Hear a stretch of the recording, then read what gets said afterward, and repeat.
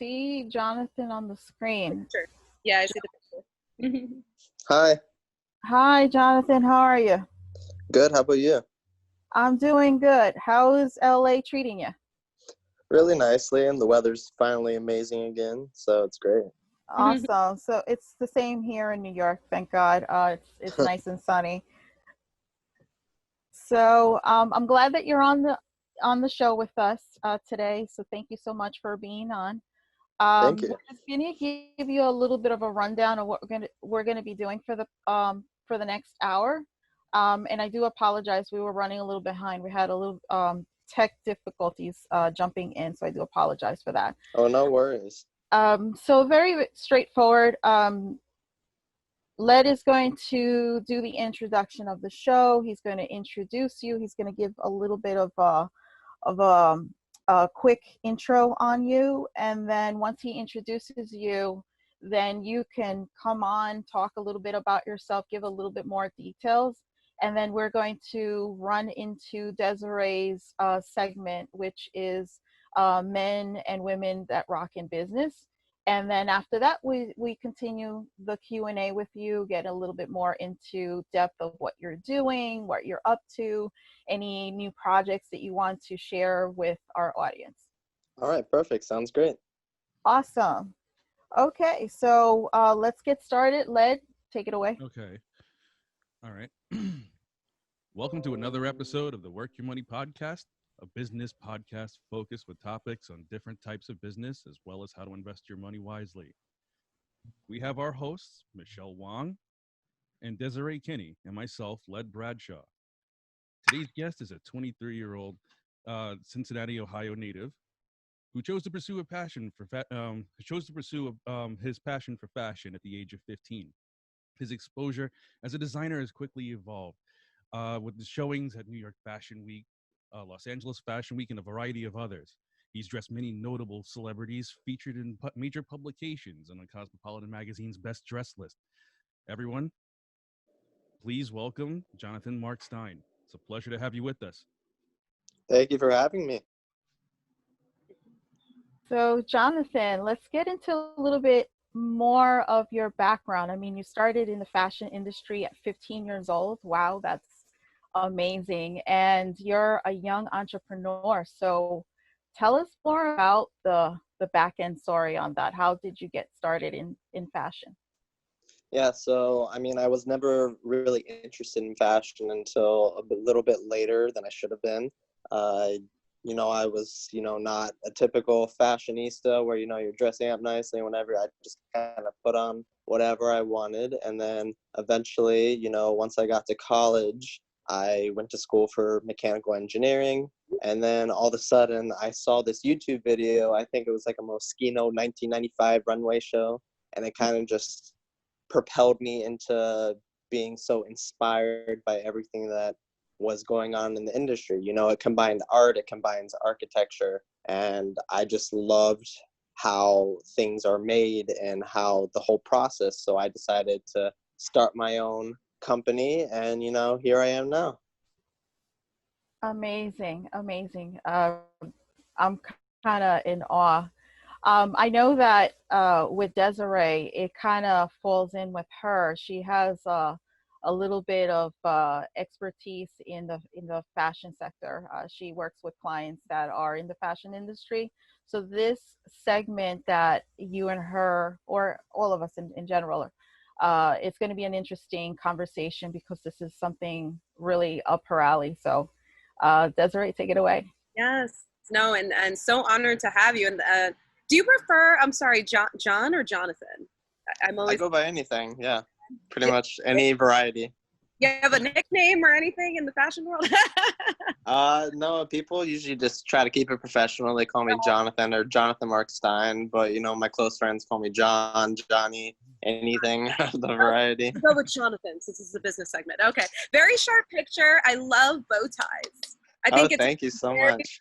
Brave, confident, audacious man to wear a bow tie. And the funny thing is, this before I even break into my segment, my ex had started Bow Tie Tuesday at his job, and I was like, "No, you're not. You're joking." And then he had everyone wearing bow ties within like 1 to 2 weeks. I'm like, "You're insane." you're a trendsetter, and he's in finance. So it was funny to see the blending of the, you know, fashion, finance, like it's totally opposite, but now there's trends that are being set across different industries. And I love it because it's like dress for the job you want, exert confidence no matter what your situation is. And I just love it. So love your photo there. I'd love to see you in person. Thank you. We're going to get your in person, hopefully after COVID-19. But I'm so excited to be here. As mentioned, my segment is women and men who rock in business, because I believe in equal opportunity. And I do believe we need to come together to really support each other. And I think it's really exciting to see you as a male designer that has some amazing fashion in the industry. You're a trend center. And, you know, I actually found a few looks that I really loved, some gowns and dresses. And I was like, oh my goodness. So I screenshotted it. I'll be talking about that later and seeing what your inspiration was. But because we have a business segment today, we really want to focus on this particular area, which is how are you surviving and thriving, as I'm calling it, during COVID-19. You know, they're calling it the new normal. As a designer that has already made waves in the industry, and at such a young age, like you know, Michelle mentioned, I have some experience tapping into the fashion industry, but I haven't seen anyone that young. You were a teenager. That is unbelievable. I think people were just trying to keep up with their schoolwork, and you already had this passion for fashion, as we're saying. That's really highly impressive. But fast forwarding to now, how are you continuing to grow your business and stay visible and relevant during COVID-19? Yeah, I mean, it's incredibly difficult right now. I mean, Hollywood basically shut down mid-March, give or take. And, you know, I had a show planned. I had another trunk show and then like a small party and everything. All these things that I had planned, I had to put on hold and, you know, wait for the world to reopen. But, you know, I've had so many new projects in the works. I've been having editorial shoots lately that are just now coming out. So I still have all this slew of projects that are coming out. So it actually is not completely terrible because, you know, I have work that's being published and being aired that would, you know, tide me over in the meantime. But, you know, it's hard because I have all these new projects coming out. I have a new collection. I have a celebrity collaboration coming out, and, you know, it's hard to, you know, put your dreams on hold while everything stops around you.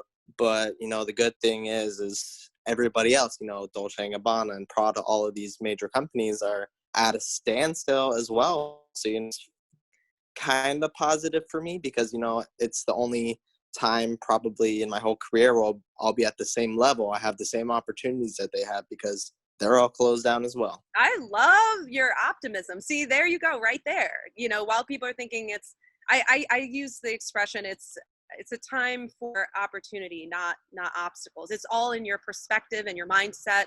And I love how you said you have the same opportunity set as them. And as I can see from your social media, because I kind of stalked you before this, you are extremely talented and very innovative and cutting edge. And I'm going to even give an example, and they're not going to be shocked by this. My favorite color is red. I absolutely love the cascading red gown. So that you have.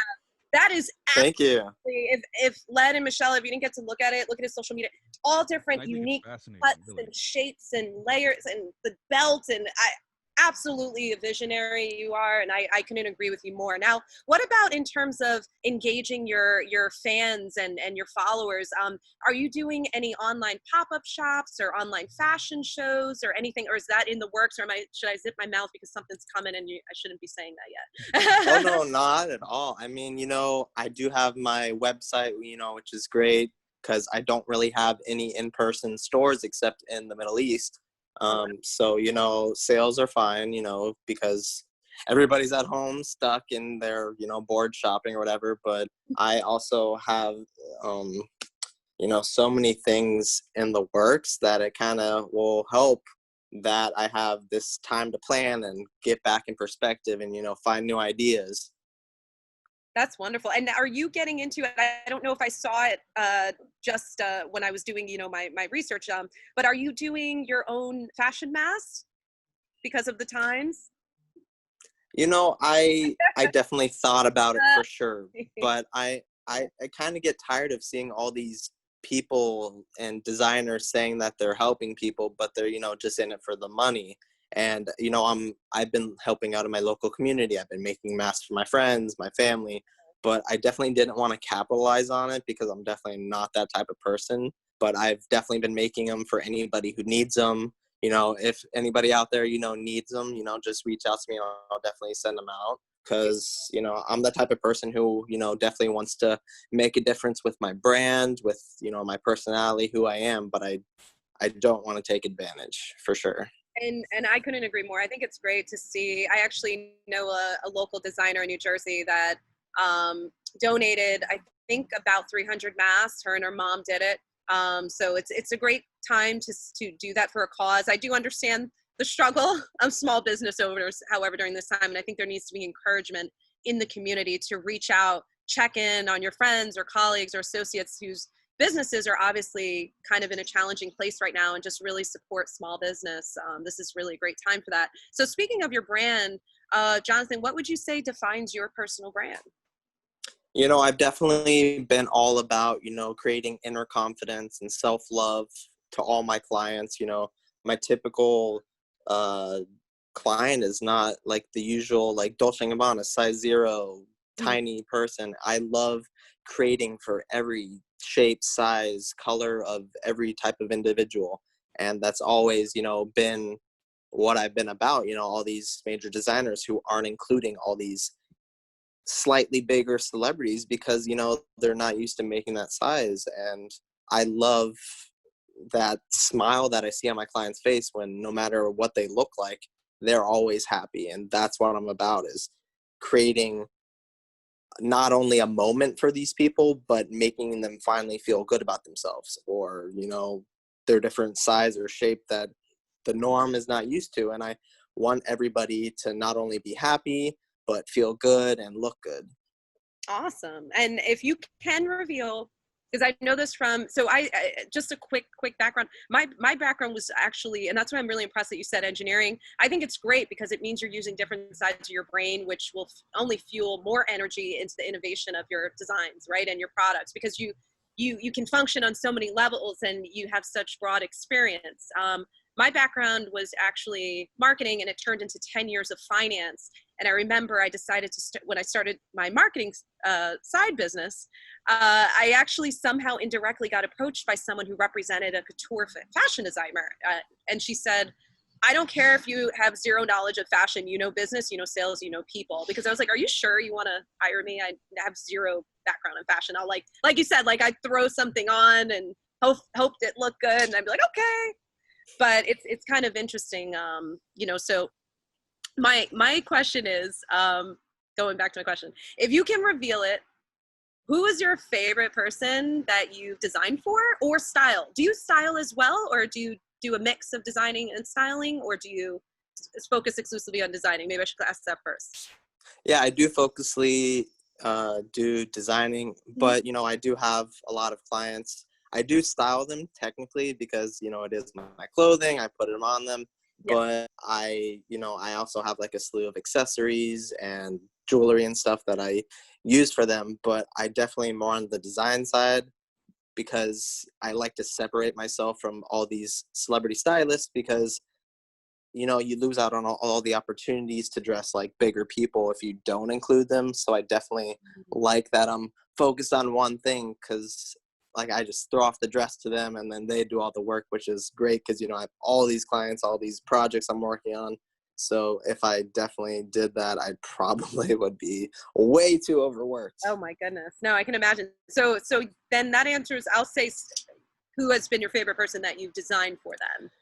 And what was the, if you can't say the name, I understand confidential. Sometimes people need to remain confidential with certain things, but if it's public, Yeah, of course. I mean, I've designed for so many cool people. My favorite long-term client is probably Laura Morano. She's a huge Disney star. She's one of the most professional, kind people I've ever worked with. She's not the type of person who would criticize what you do. Like, hey, can you move this here? Can you do that there? She doesn't take advantage. She definitely lets me work my own magic, and she accepts it for what it is, which is great, because that's this whole thing. I'm like a designer, I'm an artist, so it definitely helps that I have a client who trusts my vision versus telling me what they want, and then I have to interpret it. So that's great. But the coolest person, biggest person I've ever designed for, it was for some award show for MTV. It was Halsey. And then I designed something for her for the Met Gala. It doesn't always work out, but it was really cool to work with her. So definitely I'm a fan. I'm a singer and songwriter as well. So when you said that, my eyes like lit up. So that's amazing. And I think you just dropped a gem in terms of knowledge that when your client has trust and confidence in you, that's when you won, right? Because they're going to trust the process because they trust you. And it sounds like, Jonathan, like your clients are saying, you know what, take the creative wheel and run with, I trust you. I know you're going to. I would have a little bit of a freeze there. My best interest in mind. I always say they're buying a person, right? Exactly. So once they feel like, I'm going to let him go. And and what's interesting is I think that's like the highest compliment, right? Because you're actually helping them to build their own personal brand. So for them to trust you with that and to go out in public at a big event, it sounds like you definitely already won, Jonathan. So one of my final questions before we open it up to the rest of the crew here is, what advice would you give to an aspiring fashion designer or stylist? I mean, it could be anyone within the industry. And I want to ask, who has been or what has been your biggest inspiration as a growing, emerging designer that you are? So two questions. So advice, there's so many different things within the industry that I can talk about. I mean, the first major thing that I found out personally is it is so cutthroat. There are so many backstabbing people. There are so many people who are going to take advantage of you, and you just have to, roll with the punches and understand that not everything is going to work out. And that's the biggest thing I learned, is that I could not do what I do without a thick skin. I have to let so many things go, so many things that people say. I just have to let it roll over my head without getting angry at all. And definitely determination.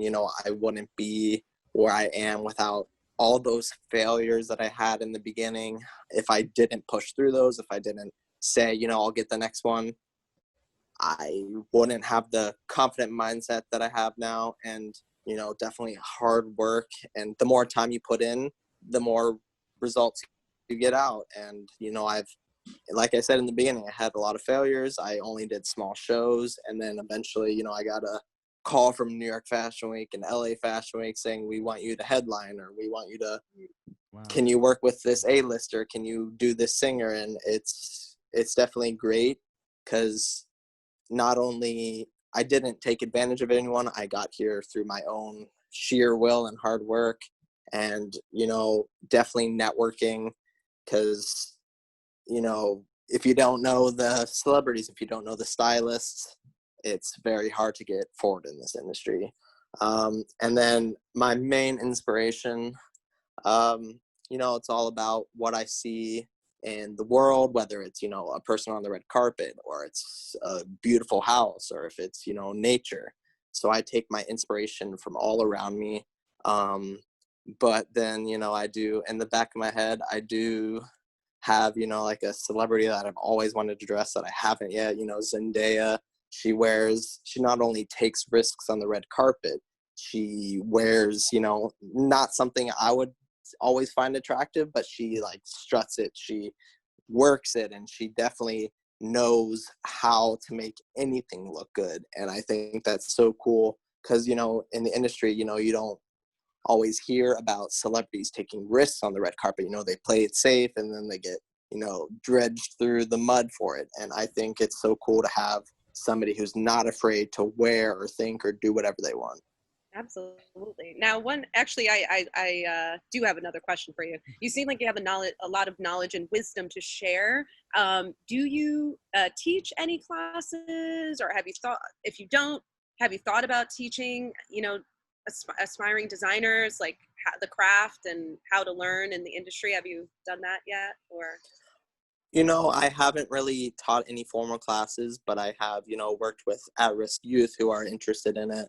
Oh, I love giving back to my community. It's not like a formal class, but I've worked with a few of my friends who are designers as well, and they have, all these people who want to do it but can't afford to do it or don't have the time or resources.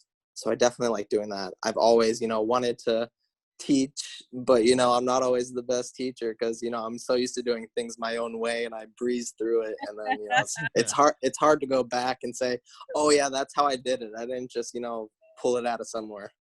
Okay, and then sorry, I see Michelle, I am excited. Okay, I have one more question for now. What would be your style tip for someone who's maybe right now? Actually, I have a good question because I've got a lot of comments. I do a lot of mentoring and coaching. Sorry for the background noise outside. But a lot of people are actually interviewing for jobs right now, right? So they're doing virtual interviews. What would be like a style tip or recommendation for someone who wants to, as they say, dress for success? What would you say? I'm so into taking like a simple silhouette, whether it's like a simple tailored jacket or pants or dress, and always amping it up with something flashy or colorful. Like you have a simple black dress, you wear like a hot pink purse or something. You always want something to pop, because whatever you wear in public, whatever you're dressing for, when I interview people for employees, I always look for that one thing that speaks to them as a person and shows off their personal style and shows how confident they are that they're, taking a risk wearing something that you wouldn't see on the streets of Ohio. You'd see it like on the streets of Paris. Or you want to show off your personal style, whether it's one accessory or whether it's your whole outfit. And I think that that's the highest form of fashion, is because you can do whatever you want. There are no rules, which is my favorite part of fashion. You can you can do whatever you want, and you can, if you rock it, if you show that you're confident wearing that, then people will be like, that's the next fashion icon of the year. And that's how, Zendaya or Kendall Jenner or, Celine Dion, they're constantly showing their personal style. They're not just wearing something right off the runway. They're wearing a custom piece that shows off their body, that shows off their confidence. And I think that's amazing. No, that's outstanding. And actually, it's funny you mentioned Kendall, because one of my clients actually styled for Kendall Jenner for the prior year's Met Gala, the all white. That was her. Yeah, she's a designer too, but she styled for her. So that's funny that you mentioned her. But I absolutely love that. And I think just to wrap up my segment, I think you have pointed out a lot of key themes. One of my favorite ones is obviously, when building a relationship with your customers, instilling that trust and confidence. I think two is just knowing that this is your time. This may be a challenging time across the world. I definitely take my hat off to the first responders and the healthcare workers and the people on the front lines right now. They're doing so much. And I absolutely love that you're making a positive, like you said, charitable contribution, by speaking and motivating and donating. And I think that's wonderful. But also to realize that this could be your time to shine. You do have the same opportunity right at your fingertips. It's whether you embrace it or not. And then I think, that final piece about just being confident of your personal brand and how you show up in the world, and embracing that to the fullest, no matter what our current climate or circumstances. So thank you. A lot of gems you dropped, and very honored to interview you for my segment. And I think I'm taking it back now to Michelle or Led. Thank you. Awesome. So do you have any questions you want to ask Jonathan? Well, yeah, I do have a question, and once again, Jonathan, it's a pleasure to speak with you. It's like I took a look at your Instagram, and by the way, like the fashion is absolutely amazing. Thank you so much. Oh, thank you. It's amazing. Your eye for creativity is incredible. I have a question that what there are I sometimes sometimes I like to give advice or help out others who are looking to start their own to start their own business. And I've come across a few people who have questions about like the of course the importance of branding and like branding yourself. And if you could like give some advice to like someone who's just starting out, someone who is not really familiar with the idea of like branding themselves, like what advice would you give from your experience, you know, like into like into your experience, into your climb into success, like what would you give to somebody who's just starting out? Yeah, you definitely, there's going to be so many times where you fail. I mean, creating your own brand, no matter, you know, what industry, it's extremely hard. You have to constantly be at it. I mean, it's your baby. You have to, you know, constantly call people, constantly email, constantly reach out to whoever works in your industry that may help out. And I think it's extremely important that if it's your own brand, you have to stick with it no matter what, because there's going to be people who are going to try to knock you down, try to steal your ideas. And it's, especially when it's like a bigger brand doing that, Yeah. it's hard to differentiate yourself. And that's the main thing. You have to differentiate yourself out from all these other brands. You have to find a way to get through the veil without, you know, making a spectacle. And it's, you know, it's such a hard balance between networking and hard work, and you just have to constantly stick with it no matter all the ups, all the downs. You know, as soon as you get your one big success, you want to take a step back and say, you know, I did all this, this, and this, but how can I change it to better my own self? How can I change it to get more sales? And you just, no matter the up, the down, you always just have to roll with it. That's great. Michelle, do you have any questions?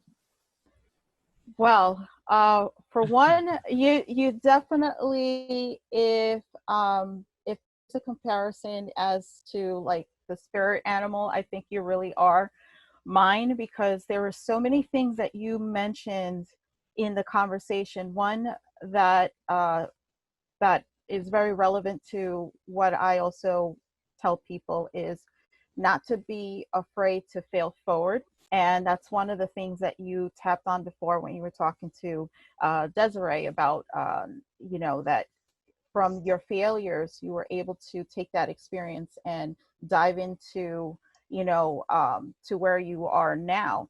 And and I have to commend that, because for some folks, they're afraid that if they do fail, that's it. It's like they don't want to go back and continue on to their journey, their path. And you took those experiences and you took that to your advantage for, you know, moving forward and figuring out what works, what doesn't work. And, you know, so these are things that it kind of like resonated, because I think that that's something that's important for people to hear, especially when they're diving into, not just in the fashion industry, but in any industry, this is relevant to, you know. And the other thing that kind of stood out to me was the fact you mentioned about the fashion industry being cutthroat. I think for the most part, um, there are other industries that are similar, but for what I've seen from other people, I've heard the same situation. I have a business partner, and she, you know, apart from working together with me, she works like in the fashion industry per se. And she's told me, like, you have no idea how how uh catty and how cutthroat these individuals are. And I thought it was an exaggeration until I kind of tapped into her world for a little bit, and I was like, oh, hands down, I would never. I have to give you a lot of respect, because I never in a million years thought it would be that bad. I thought it was exaggeration.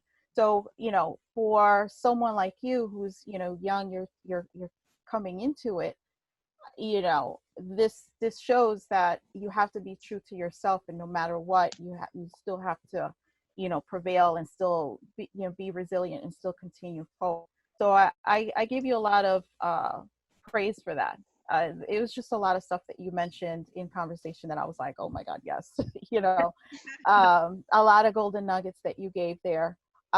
One thing I do want to ask you, and this is like tapping into the mind of a designer.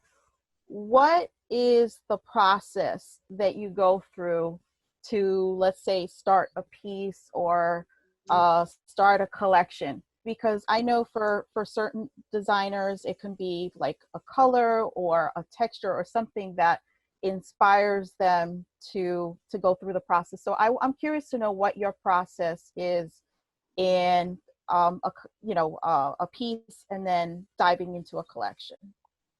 Yeah, so I mean, I think that my process is, way different than all the other designers. Like usually it's like sketch and then you pattern and then you construct it on the dress form just like a prototype and then you tweak it 100 times. But it all depends for me. I mean, sometimes I'm like chop, chop, chop. I get like 10 pieces out. I'm like, oh, these are pretty cool. How can I build on these and create a collection out of it?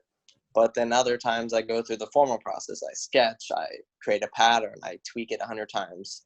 But then sometimes I'm like, I see this beautiful fabric and I'm like, I know exactly what I'm going to do with that. I don't need to sketch it. I don't need to whatever. I just start draping it. And then this beautiful gown comes out of it. So I think that that's what's, different for me is I don't just, create whatever that I think the consumer will be like all over. I try to keep it more personal. I try to, create a backstory through my pieces. It's not only about, like, oh, hey, this is a collection of leather gowns and whatever. I always put part of me into everything. So I say like, oh, this dress,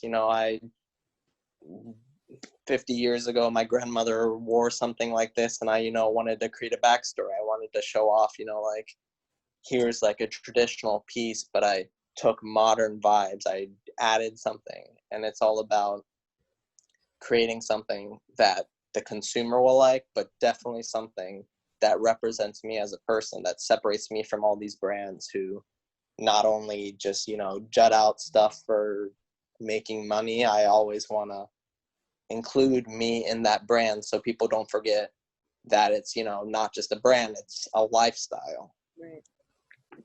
Oh, and I also Absolutely. have another question. I'm sorry, Michelle. I didn't know you were No, had another one. no, that, But go I ahead. was actually really curious for like aspiring designers. I know social media is also like very like is a very big and useful tool. So how would like designers who are coming up or starting off, how like what methods or techniques do you think that they could use to like highlight their designs on social media, maybe Instagram, Facebook, or like uh what kind of advice or from your experience could you offer? Definitely start earlier. I mean, I made the mistake of not being very good at social media. I'm more about, the details and stuff behind it, the dress and whatever. And I'm so bad about, forgetting that so many people use social media. So many people are on their phones every day. Right. And it's not only a gimmick to put stuff on social media, it's great for business. I mean, you see Beyonce wearing this beautiful dress and you're like, oh, cool, it's Beyonce. But then you're like, oh my God, that dress is beautiful. Like, where did she get it? Who made it for her? And people forget that it's not only about the person, it's about the stuff in the picture.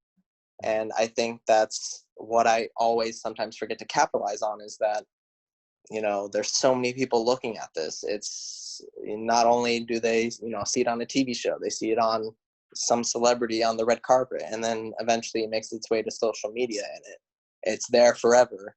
And I think that I definitely forgot in the beginning to work on my social media, and I definitely learned a little too late. But now that I know, you have to post like every day, you have to post at a certain time, and it just gets, kind of difficult and crazy. But it's definitely something that people should focus on when they're starting out their brand, because, not everybody makes it to the headlines. So you want to create a niche market where everybody's looking at it, where you can post every 5 minutes, you can post something on your story, and people constantly look at it. That's excellent. Thank you. Thank you very much. Yeah, and I really love, actually, I kind of want to go back to Jonathan, your point about telling a story. I think that's really powerful, whatever it may be. You know, one of the designers I support, she came from Lebanon, and she used to sew to literally keep her family afloat. So there was food on the table, and she would steal her mother's dresses from her closet and redesign it and sell it, and for a lot more. And it's like how she came into the picture and on her journey and never thought she'd be in fashion. And I think it's really interesting that you're saying you're marketing a lifestyle, right? Like this could be transformational, and probably has been for your clients that maybe they didn't have that confidence before, or they didn't feel that they were ready for whatever it was in their career journey, or for that fancy gala or event. And you help to essentially transform their confidence and to make them feel inspired that they could be a better version of themselves, right? I never thought that fashion was that deep until I heard these stories, and I heard from people like you who are really successful and really have made a difference in people's lives. And it's unbelievable how powerful what is normally considered a piece of fabric, it can really be multifunctional and actually change someone's perception of themselves, right? So I love that you said that about the storytelling piece, and that it's not a one-time thing, it's a lifestyle change, right? So I just wanted to kind of comment on that. I really love that. Thank you. Yeah, I mean, it's so important to remember that it's not a piece of fabric. It is literally art that you are wearing, and you are showing off, and you are showing your personal style. But also, you know, like, I'm rocking this, and people need to realize that, you know, you put all this time and effort into wearing something so beautiful, and it's not only just a piece of fabric, it's part of you, it's part of your style, it's part of your character. And then, you know, it tells people, you know, like, hey, I'm not afraid to take a risk. I care about myself, you know, no matter.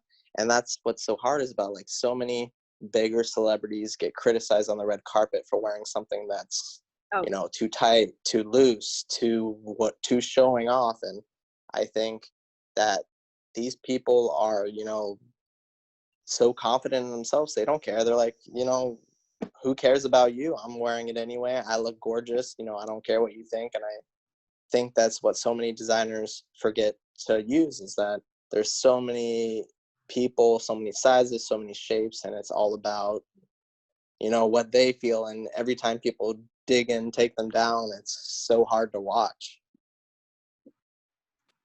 No. I think for the most part, it's easy to criticize someone else, but it's hard when you're being criticized. And I think that that's where people have to take a step back and not be so critical when it comes to, especially like fashion, because fashion is like you're taking a risk, like you said.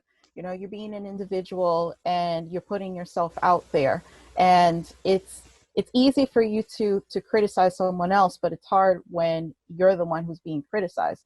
And that's something that people need to be mindful when they're putting their opinions on you know, what someone is wearing. And the red carpet, for instance, I see a lot of not just women, but men as well. They're taking the risk with wearing specific clothing out there. And if this is how they express themselves, so be it, you know. I really think that there is a spot for everyone, and not be so judgmental when it comes to people's style, because that's a person's you know, individual way of expressing themselves, for sure. And I agree with you. And I also think it's funny because remember, I mentioned, Jonathan, I have a background in finance. I joke, if people think the stock exchange floor is bad, New York Stock Exchange, for instance, go behind the scenes of a fashion show. Yeah, you're lucky to come out alive, let alone with your items that you brought in there, you know, so it's pretty intense. But I also thought it was kind of cool because it made me respect the craft more. It is a serious craft, and I think people need to understand the time and the effort and the love and the care that goes into designing, you know, and the craft itself. I think there should be more respect for people like you who are doing what they do. I know, I've seen it. Like, I've seen the grind. I've drove designers to events and they're literally finishing product in the car as I'm driving. Like, I'm like, there isn't dedication. It's right there.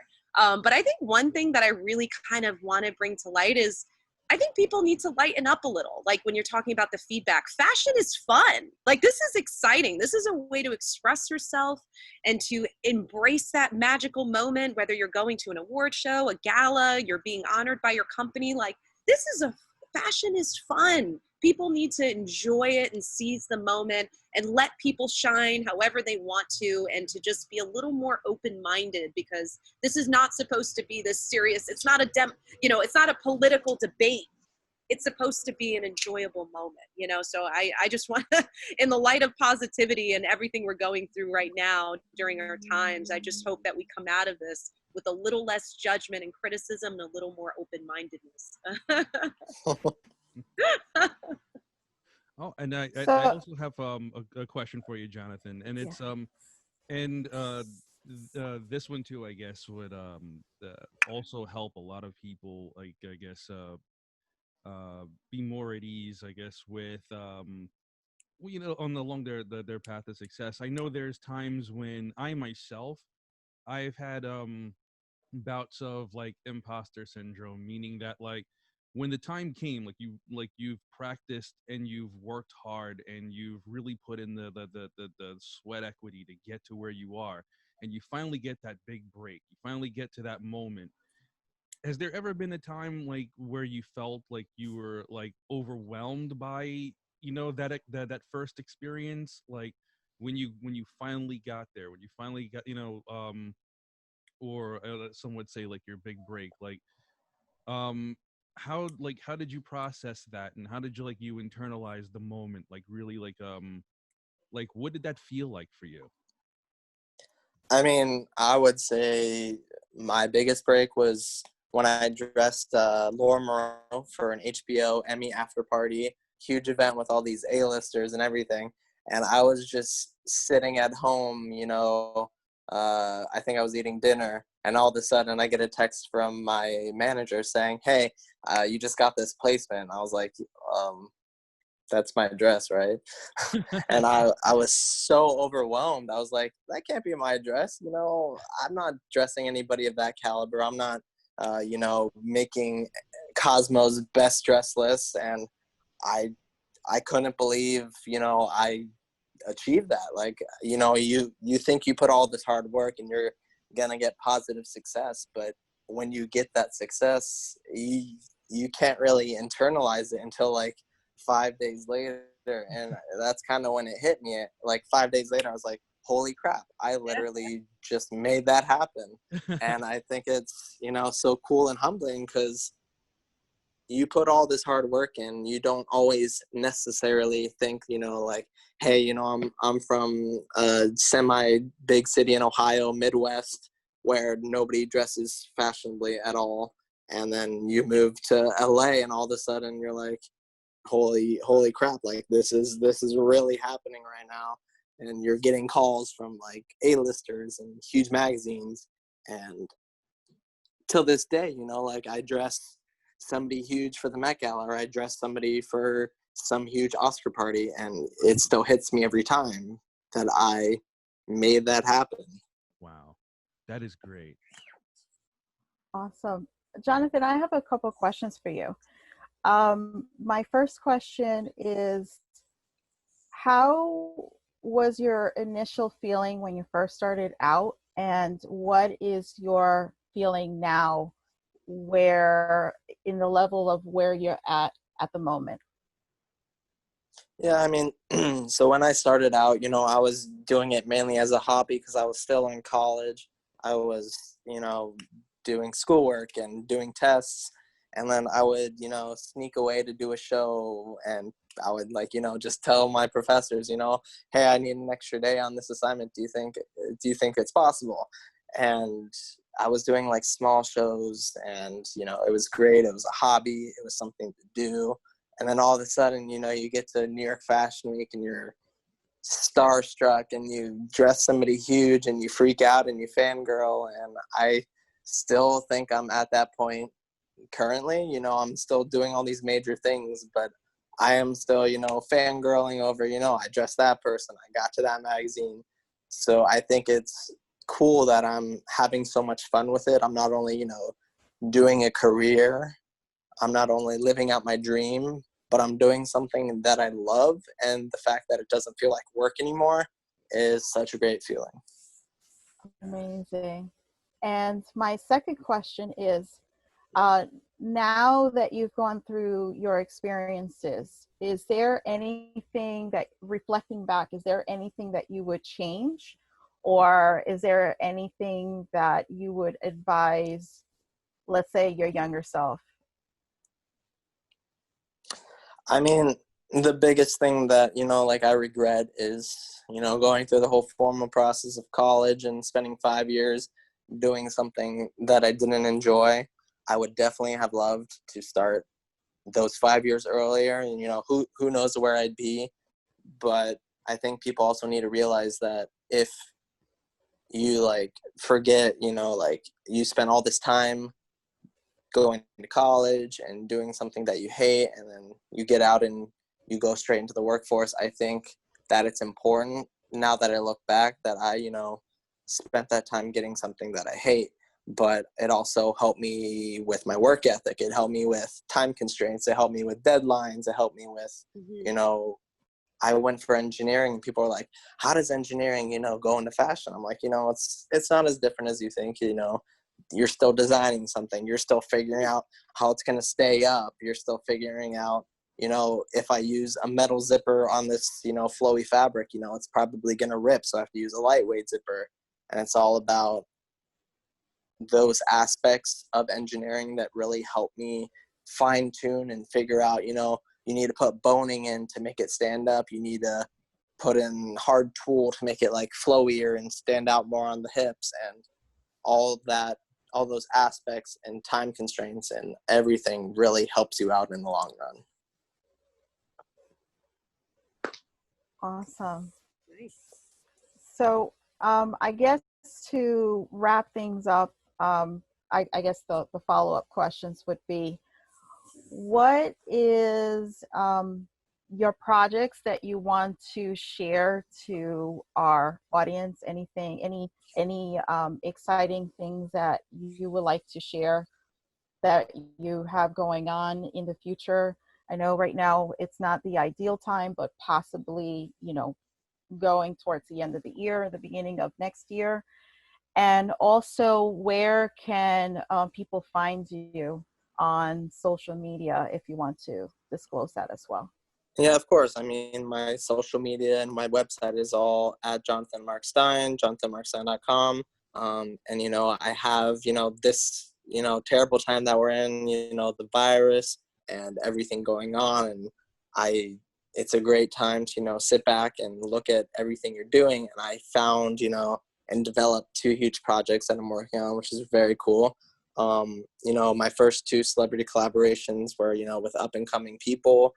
And I had, you know, a great friend and huge client, which people definitely know who they are, and they've definitely watched the show and movies that they're in. I am working on a huge celebrity collaboration with this person, and it's so exciting because it's something I've never done before. It's more streetwear, but very fashionable, and it's for a great cause. You know, all these at-risk people with all the mental health issues going on. You know, I want to create a collaboration and a brand, but also have a meaning behind it. Like I said before, everything I try to do has to have something behind it. And this one's all about self-love and confidence, and, you know, instilling this in the community. And it's not only, you know, a runway show, but we're going to be doing a whole charity behind it. And I think it's so cool to mix your brand with something that actually helps people out. And then also I have my new collection coming out that I was supposed to debut in Abu Dhabi, United Arab Emirates for Arab Fashion Week. And, you know, with everything going on, it didn't happen, but it is postponed to this summer. So that's something else. It's my favorite collection I've ever worked on, and I'm really excited to see what people think. Awesome. So guys, that also, Desiree and Led, where can people find you as well? Sure. So at Women in Business Rock, I guess I'm going to have to add men in there. No, that's my main platform. Or well, also the Work Your Money podcast channels as well. But yes, you can add me there and stay connected. And I'm happy to share business insights because I want all of us to grow in this world together. So. And you can find me on social media at JetPulse Studios on Facebook and Instagram. And you can also check out the JetPulse Superheroes website, which is www.jakejetpulse.com. And guys, if you want to follow Working Money, you can find us at Instagram at Working Money and Facebook at Working Money Podcast. If you want to tune in on YouTube, it's also Working Money Podcast. And if you want to say hello and visit us at our website, it's workingmoney.net. And Jonathan, again, thank you so much for coming on to our show. A lot of insightful information. Would love to have you come back, maybe possibly dive into more of the fashion side and get, more tidbits from you on that. Yeah, of course. Would love to. Awesome. So guys, this is the Work Your Money podcast. Until the next time. Bye, guys. Bye. Bye. Thank you. you.